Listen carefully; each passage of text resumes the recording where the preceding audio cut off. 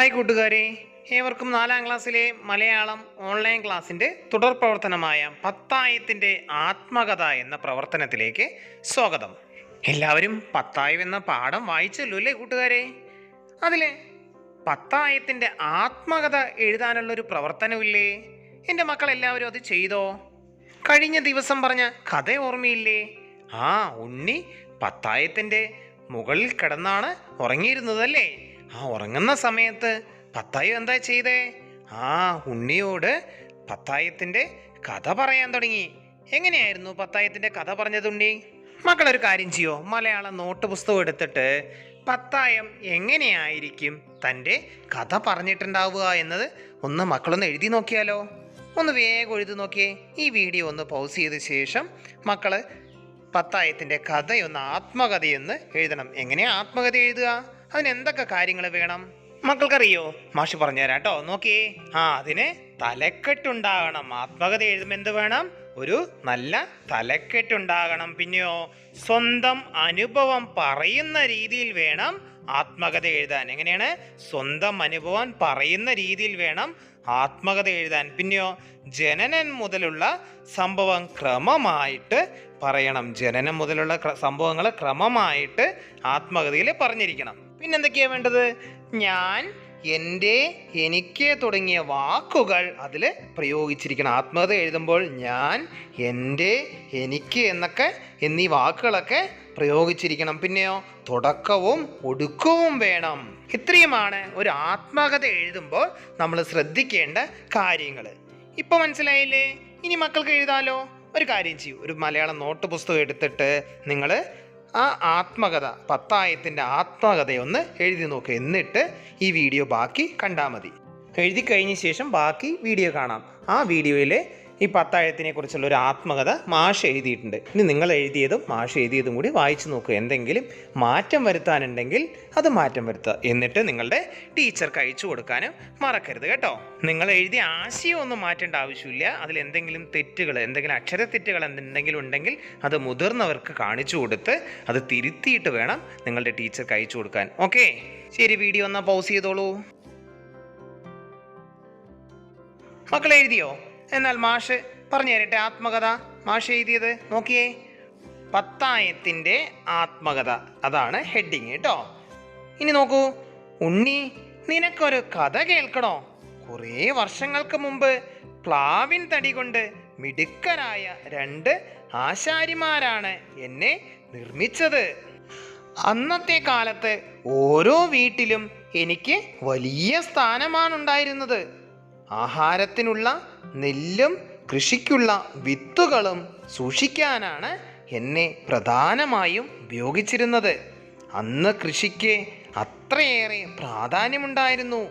വീട്ടുകാർ അവരുടെ സാധനങ്ങളും വില കൂടിയ വസ്തുക്കളും സൂക്ഷിക്കുന്നതിന് എന്നെ ഉപയോഗിച്ചിരുന്നു.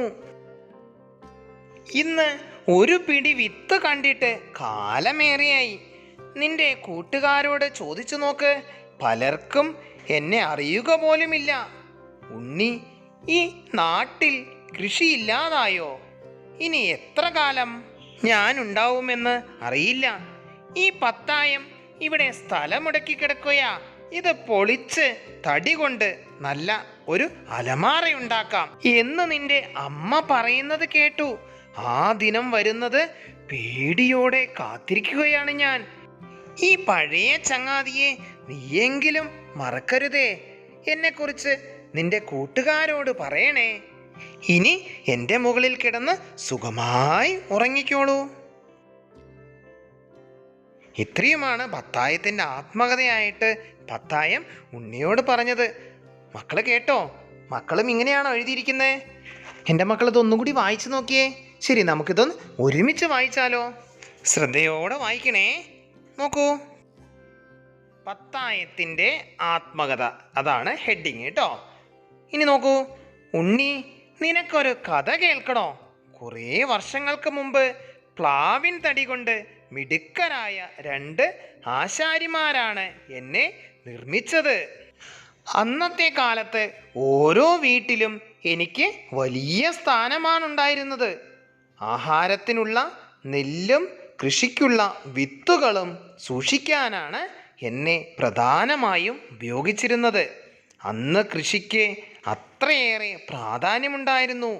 വീട്ടുകാർ അവരുടെ സാധനങ്ങളും വില കൂടിയ വസ്തുക്കളും സൂക്ഷിക്കുന്നതിന് എന്നെ ഉപയോഗിച്ചിരുന്നു.